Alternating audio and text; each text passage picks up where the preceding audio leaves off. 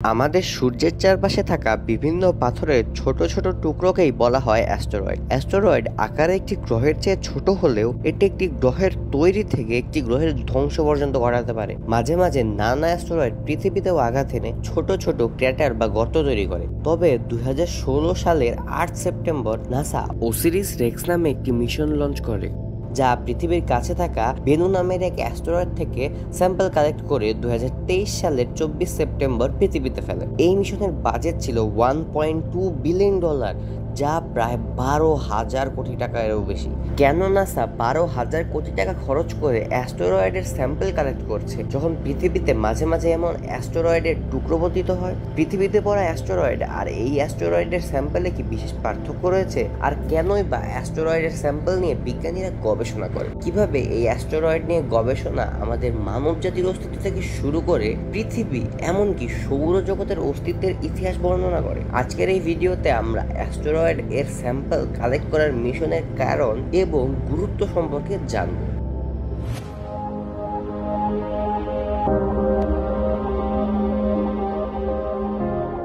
অ্যাস্টেরয়েডস আকারে ছোট একটি পাথর হলেও এই পাথরে লুকিয়ে থাকে অনেক অনেক ইতিহাস, অনেক অনেক সমৃদ্ধতার গল্প, অনেক ধ্বংসের ইতিহাস।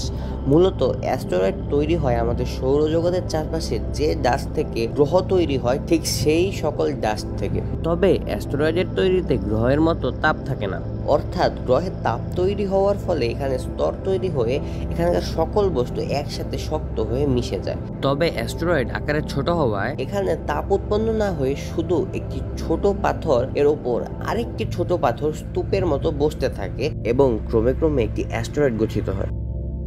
এক্ষেত্রে অ্যাস্টেরয়েডটির ওপর যে পাথর থাকে সেই পাথরটির ক্ষয় বা পরিবর্তন খুবই কম হয়। এই পাথর সমূহ দিয়ে যেহেতু পৃথিবী এবং অন্যান্য গ্রহ তৈরি হয়েছে, তাই এই পাথর সমূহের একটি অক্ষত অবস্থা পাওয়া গেলে এই পাথর সমূহে পাওয়া সম্ভব অনেক প্রাচীন ইতিহাসের প্রমাণ। তবে অ্যাস্টেরয়েড কিভাবে প্রাচীন ইতিহাসের প্রমাণ বহন করে তাও একটি গুরুত্বপূর্ণ বিষয়। মূলত আমাদের পৃথিবী সহ নানা গ্রহ তৈরি এর মূলেই রয়েছে এর গঠনে ব্যবহৃত মৌলিক ও যৌগিক পদার্থ। যেমন জুপিটার তৈরির অন্যতম শর্ত হলো এতে অ্যামোনিয়া, মিথেনের মতো ভারী সাবস্টেন্স থাকা, যা এর গ্র্যাভিটি বৃদ্ধি করতে সক্ষম। তাই যদি আমরা জুপিটারের এই বড় হওয়ার ও হিউজ গ্র্যাভিটি পাওয়ার এই থিওরিকে প্রমাণ করতে চাই, তখন আমরা জুপিটারের এরিয়ার কোনো অ্যাস্টেরয়েডকে নিয়ে তার ভেতর থাকা মলিকিউল চেক করতে পারি এবং আইসোটোপ হিসেব করে ওই মলিকিউলের বয়স বের করতে পারি। জুপিটারের ফরমেশনের থিওরিকে সত্য প্রমাণও করতে পারি, আবার এর তৈরি কবে হয়েছিল তাও জানতে পারি। আর এভাবে একটি অ্যাস্টেরয়েডের স্যাম্পল কালেক্ট করে আমরা আমাদের সৌরজগতের নানা ইতিহাসকে প্রমাণ করতে পারি।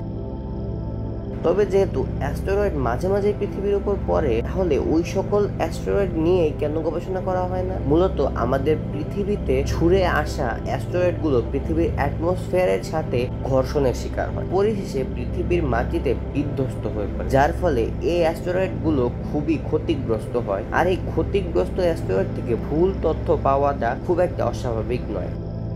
আর এই সমস্যার সমাধান করতেই মূলত নাসা এই ওসিরিস রেক্স মিশনটি বাস্তবায়ন করে। এক্ষেত্রে নাসা আমাদের পৃথিবী ও এর প্রতিবেশী গ্রহসমূহের কাছের অ্যাস্টেরয়েডগুলোকে লক্ষ্য করতে থাকে, যার ফলে তারা বেনু নামের একটি অ্যাস্টেরয়েডকে ঠিক করে তাদের মিশনের জন্য। মূলত বেনু পৃথিবীর কাছে অরবিট করে একটি অ্যাস্টেরয়েড, যার ফলে এই অ্যাস্টেরয়েডের গঠন সম্পর্কে বিস্তারিত জানলে পৃথিবীর গঠন সম্পর্কেও জানা সম্ভব। এছাড়াও বেনু এর সঠিক আকার হওয়ায়ও একে নাসা সঠিক অ্যাস্টেরয়েড হিসেবে বিবেচনা করে। এছাড়া আমাদের পৃথিবীর সকল প্রাণ যেহেতু কার্বন দ্বারা তৈরি এবং বেনু ও কার্বন সমৃদ্ধ একটি অ্যাস্টেরয়েড, তাই বেনু এর চেয়ে ভালো আর কোনো অ্যাস্টেরয়েড হতে পারত না।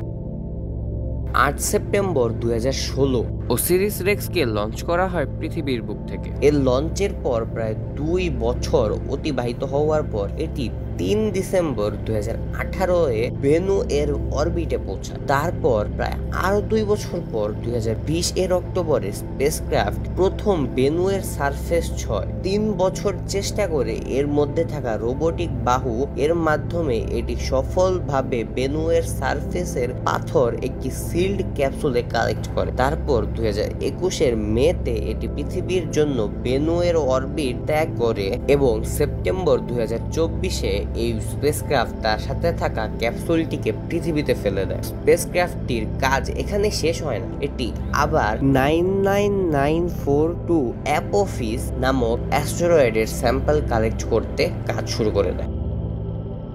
মূলত এই বেনু এর স্যাম্পল এক অক্ষত 4.5 বিলিয়ন বছর পুরনো পাথরের স্যাম্পল, যা পৃথিবীর গঠনের ইতিহাস সহ সৌরজগৎকেও বর্ণনা করে। এটি আজ পর্যন্ত পৃথিবীতে আসা সবচেয়ে বেশি কার্বন সমৃদ্ধ অ্যাস্টেরয়েডের টুকরো, যার ফলে এটি আমাদের পৃথিবীর কার্বন সমৃদ্ধ প্রাণী গঠনের ইতিহাসকেও বর্ণনা করে। এক কথায় আমাদের পৃথিবীর জীবনের ইতিহাস ও গঠনের ইতিহাস ব্যাখ্যা করে।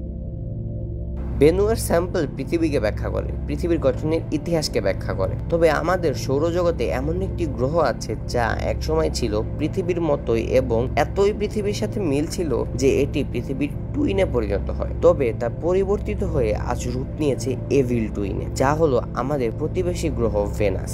কেন ভেনাস পৃথিবীর এভিল টুইন? কিভাবেই বা এটি সৌরজগৎ সবচেয়ে উজ্জ্বল ও গরম গ্রহ? জানতে এই ভিডিওতে ক্লিক করুন।